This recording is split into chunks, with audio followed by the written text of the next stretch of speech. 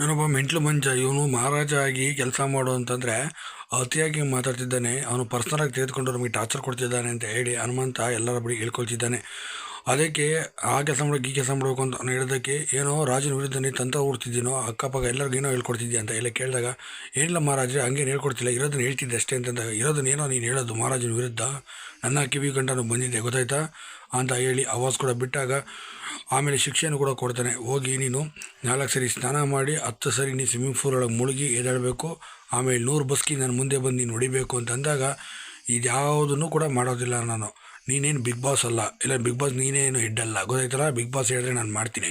ನೀನು ಮಹಾರಾಜ ಆಗಿ ನೀನು ಸೇವೆ ಮಾಡಿಸ್ಕೋಬೇಕು ಅಷ್ಟೇ. ನೀನು ಶಿಕ್ಷೆ ಕೊಡೋಲ್ಲ ಅಧಿಕಾರ ನಿಂಗಿಲ್ಲ. ಯಾವುದೇ ರೂಲ್ ಬುಕ್ಕಲ್ಲಿ ನೀನು ಶಿಕ್ಷೆ ಕೊಡು ಅಂತ ಅಲ್ಲಿ ಬರೆದಿದ್ದು ಇಲ್ಲ ಅಲ್ಲಿ ಅಂತ ಹೇಳಿ ಹನುಮಂತ ಪಾಯಿಂಟ್ಗಳನ್ನ ಹಿಡಿತಿದ್ದಾನೆ. ಸದ್ಯ ಹನುಮಂತ ಹಿಂಗೆ ಮಾತಾಡೋದನ್ನ ನೋಡಿ ಎಲ್ಲ ಶಾಕ್ ಆದರೆ, ರಾಜ ಆಗಿರೋಂಥ ಮೆಂಟಲ್ ಮಂಜ ಫುಲ್ಲು ಉಗ್ರ ರೂಪವನ್ನು ತಾಳಿದ್ದಾನೆ ಅಂತಲೇ ಹೇಳ್ಬೋದು. ಹಾಗಾದ್ರೆ ಸದ್ಯಕ್ಕೆ ನೀವೇನಂತ ಇದ್ರ ಬಗ್ಗೆ ದಯವಿಟ್ಟು ಕಮೆಂಟ್ ಮಾಡಿ ತಿಳಿಸಿ. Video like